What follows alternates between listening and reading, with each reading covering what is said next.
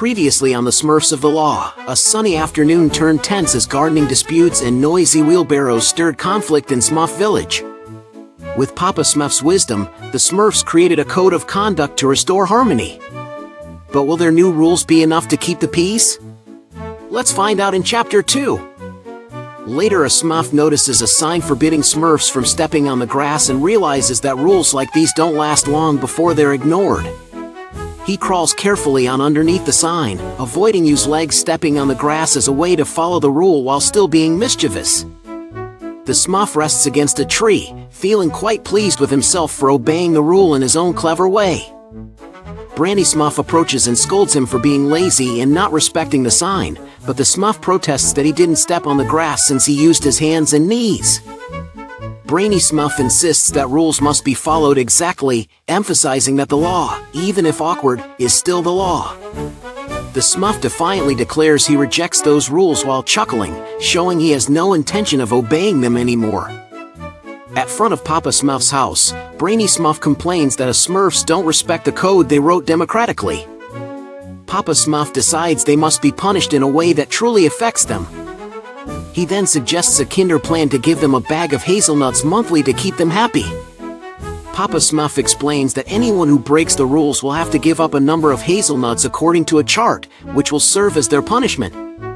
The Brainy Smurf enthusiastically agrees, saying this plan will surely get through to their heads.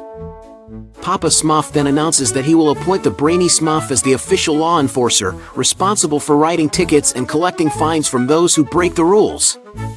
Brainy Smurf listens attentively, ready to take on the new role. But Brainy Smurf expresses doubt about the others' willingness to obey, calling them real Smurf heads who are stubborn and reluctant to follow orders. Papa Smurf suggests that the law enforcer should create a special outfit that will be easily recognizable and command respect from a distance. Brainy Smurf listens thoughtfully, considering this advice seriously. Brainy Smurf contemplates the idea and suggests perhaps wearing the same clothes as Papa Smurf himself. He seems hopeful that this might lend him authority. Papa Smurf dismisses the idea of copying his outfit, urging him to think of something more original instead, then asks to be left alone so he can continue his work in peace. Brainy Smurf respects him and steps back. Walking away, Brainy Smurf imagines various costumes that could easily identify him from afar, picturing himself dressed as a Viking, a shepherd, or a superhero. He seems determined to find the perfect outfit. Pausing at a doorway, the Brainy Smurf thinks deeply about who else could command respect while wearing the outfit he chooses, pondering how to make sure his presence is acknowledged by everyone. Brainy Smurf is seated at a desk, enthusiastically sketching and saying to himself that he has just come up with a great idea. He holds up a piece of paper proudly, declaring that what he has created will surely solve the problem at hand. Calling out to Papa Smurf, who just passes his house, he invites him to come and see what he has made. Brainy Smurf unveils his costume with a flourish, asking if it looks good, and Papa Smurf responds warmly, praising its inventiveness. He explains that he has created a visor to prevent the sun's glare from reflecting off his glasses, enhancing his professional appearance. He turns around to show that the top of the hat is reinforced with iron mesh, designed to protect him quickly and effectively from any harm. Pointing to his side, he reveals a notebook where he plans to record any fines he issues. Finally, he holds up a whistle, claiming it is the best way to capture attention, completing his new authoritative look. He blows a whistle sharply to grab attention, startling Papa Smurf, who reacts with surprise. Brainy Smurf proudly asks if his impression is convincing, and Papa Smurf agrees it certainly is. He declares he's off to work, confidently marching away while Papa Smurf watches him leave, wishing him well. As he struts through the village, the other Smurfs stop and stare, clearly impressed and speechless at his authoritative presence. Hefty Smurf laughs and questions if he's really going to wear that uniform to the carnival, teasing him openly. He explains that Papa Smurf appointed him Smurf of the Law and warns that any mockery will result in a fine, though the Hefty Smurf mishears it as a pine. He clarifies that the fine is actually in the form of hazelnuts, but the Hefty Smurf jokes that he must have fallen on his head to say such a thing.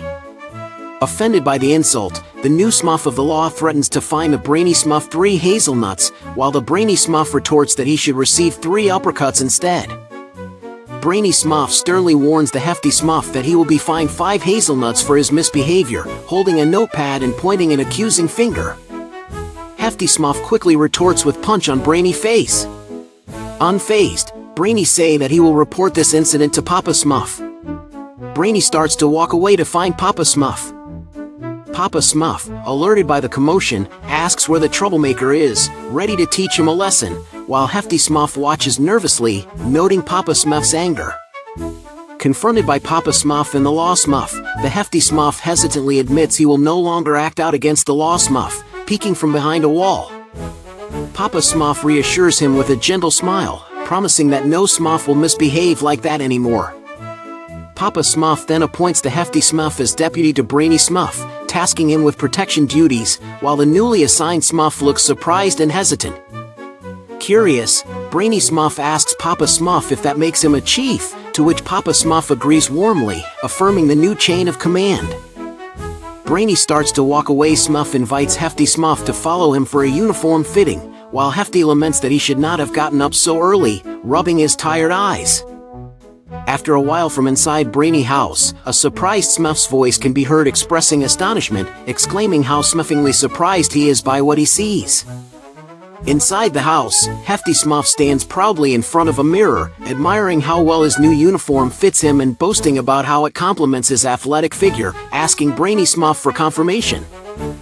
Brainy Smurf points out the difference in their armbands, showing 2 hazelnuts on his own and only 1 on Hefty's, prompting Hefty to ask why.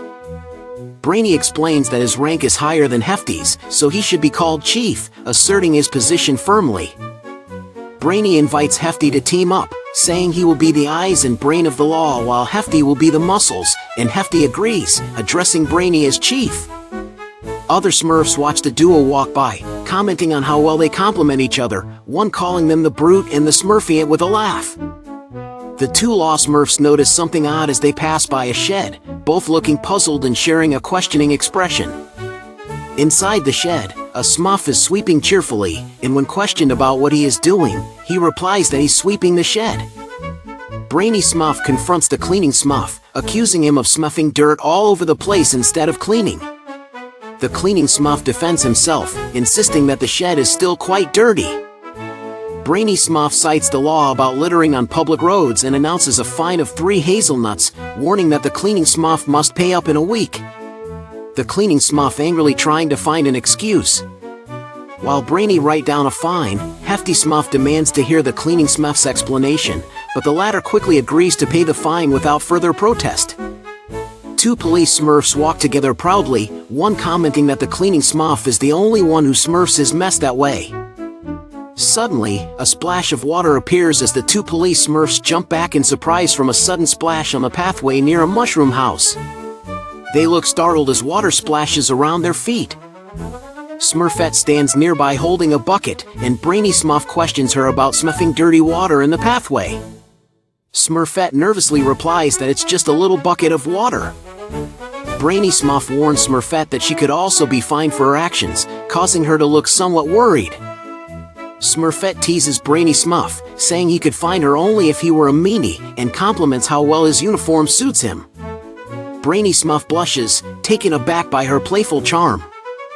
The 2 police Smurfs decide to leave, noting that Smurfette is surprisingly well behaved this time, and joke that they wouldn't want to return to that place again. Smurfette waves goodbye with a mischievous smile as they walk away. The 2 law-enforcing Smurfs continue their duties diligently without missing a beat, like chasing after a Smurf who seems to be misbehaving and block everyone to enter a path with a no-entry sign. The police Smurfs investigate a trail of red spots on the ground, one taking notes while the other observes quietly. Nearby, a Smurf in overalls is painting something red, seemingly unaware of the officer's scrutiny. The police Smurf confronts 2 Smurfs holding a large red ball, while broken glass lies scattered on the ground. The Smurfs with the ball look on nervously as the officer questions them. After a while, inside an office labeled Amon's, one police Smurf hands over a bag of 4 hazelnuts to Brainy Smurf, who claims the other is just as bad as him. Brainy Smurfs puzzle over what to do with all collected hazelnuts and consider speaking with Papa Smurf for advice, while Hefty suggests turning the nuts into a special Smuffy spread. As the sun sets, the two police Smurfs notice smoke rising nearby and question what might be causing it. They find out the source of smoke has come from Papa Smurf's house. They see Papa Smurf gasps for air, struggling through the dense, purple smoke that envelopes his house. He shouts out desperately, pleading for fresh air as the two police Smurfs rapidly approach him. Papa Smurf admits to making a mistake by adding into a dose of sulfur, but he believes it will disperse harmlessly. The two police Smurfs look concerned and question the seriousness of the error. Brainy Smurf reprimands Papa Smurf for releasing smelly substances and toxins into the atmosphere, expressing his obligation to act. Papa Smurf, holding a cloth, asks what he is obliged to do. Brainy Smurf calmly asks Papa Smurf to be more careful next time, to which Papa Smurf agrees without resistance. After that event, Brainy Police Smurf notes to Hefty that Papa Smurf is delicate and reminds that he is still their leader. While walking, they find a cart. Brainy points out some Smurf carelessness, showing how he has left his cart in disarray.